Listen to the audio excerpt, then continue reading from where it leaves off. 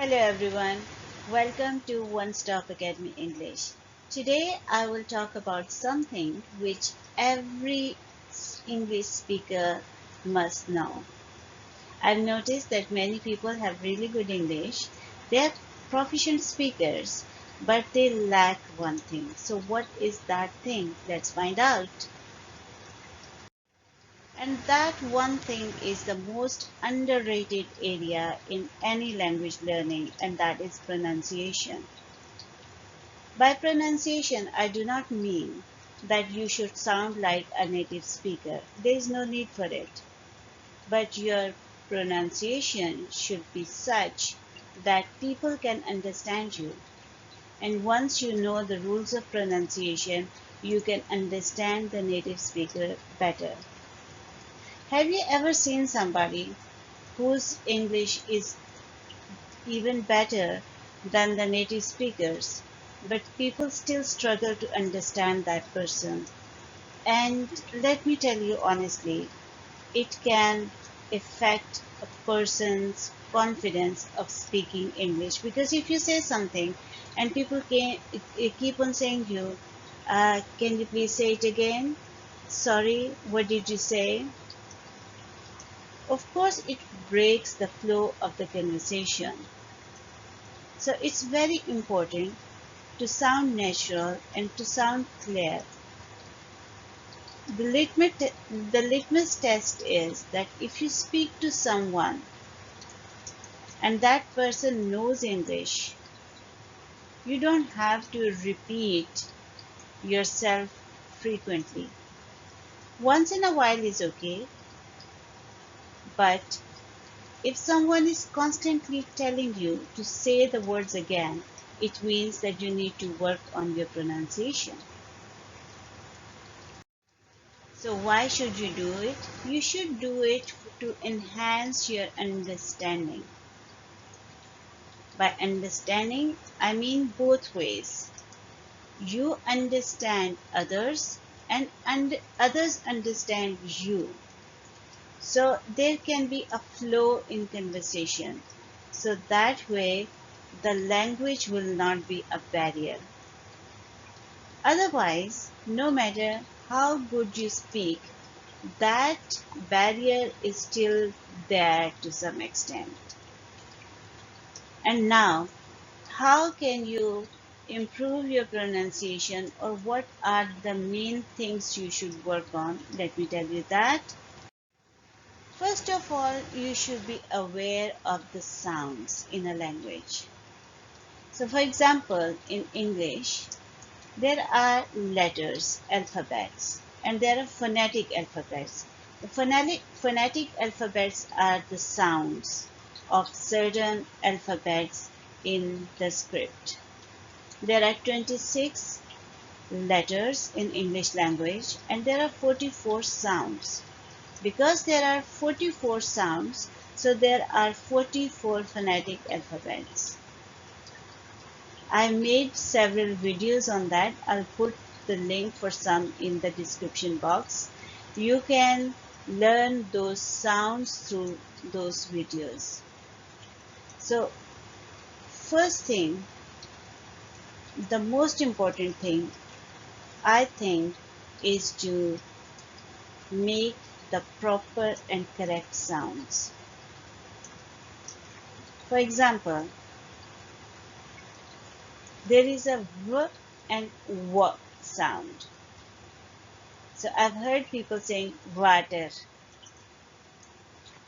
If you're saying individual word with the wrong sound, it doesn't make much difference. But when you are making frequent incorrect sounds in a speech, it becomes difficult for the other person to understand. So it's not water, it's wa sound because it starts with W. There is a difference between V and W sound. V is V and W is W. So it's water.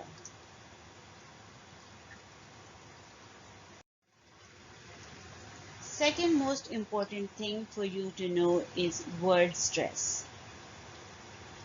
When we talk about word stress, we should have a concept of syllable. Syllable is a vowel sound with the consonant. I'll put the video on word stress in the description box and you can learn more about it. So, when we know the syllables in a word, we should also know where to put stress. By putting stress, I mean which part of the word or which syllable of the word should be said more clearly, more loudly, and more slowly. I give you an example of a word present and present. They have the same spelling. In present, we are putting stress on the first part of the word, on the first syllable of the word. And in present, we are putting stress on the second part of the word or the second syllable of the word. And the way we are saying it, it changes the meaning of the word.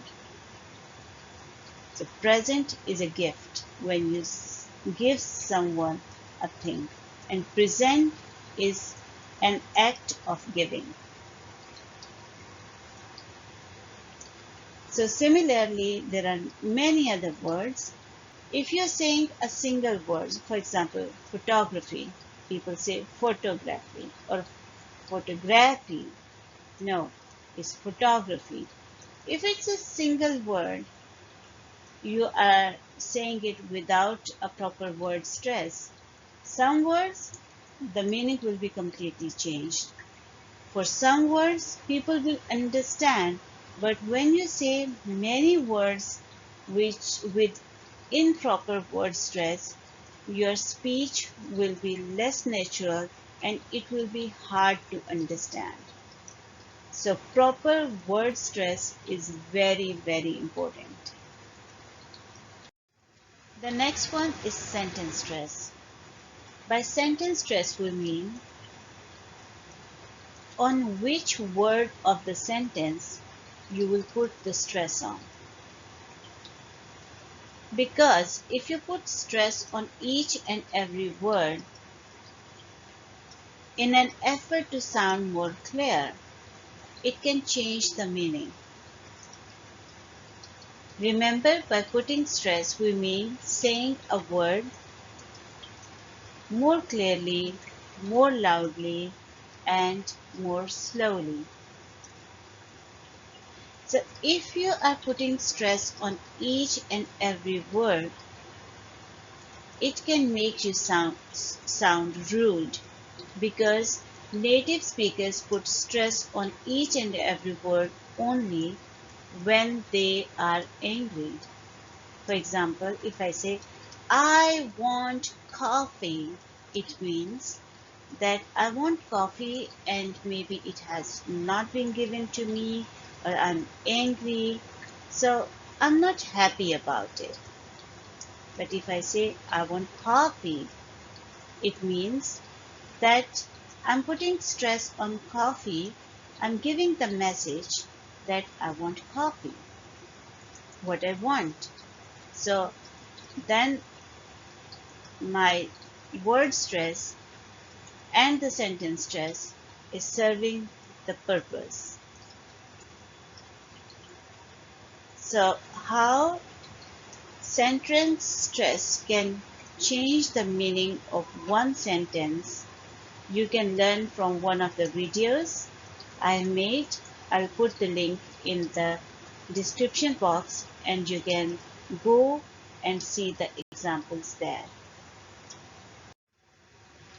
Another important part is intonation, the rise and the fall in your speech.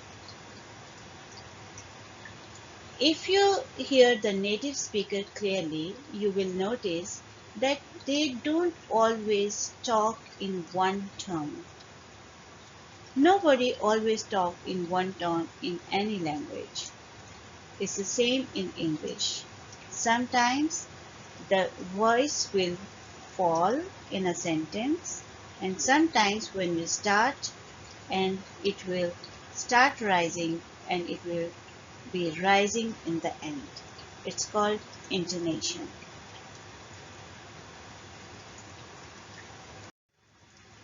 And the last but not the least in my list of basic rules of pronunciation is linking. In an effort to sound more clear, you don't have to pause after each word when you say.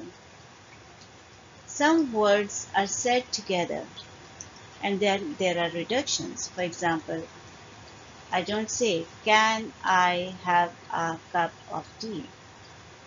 I'll say, can I have a cup of tea? So, can I, can I, can I, can I have, I. So here I've used reduction. So you should know how to join the word, how to reduce them. I will put some examples in the description box for you to understand better. So once you know these rules, these are the fundamental basic rules, you can improve your speech a lot and people will understand you much better. And once you know all these rules, you will start noticing this in the speech of the native speaker, and that will also help you to improve your own English. Thank you for watching. I hope this video was helpful and you also enjoyed the background paintings. I really like all of them. Please leave your comments in the comment section. And if you want to watch more videos on English learning, be it pronunciation, reading, writing, speaking, please subscribe the channel and hit the bell icon so that you can get the notification in a timely manner. Keep watching. See you again. Bye bye.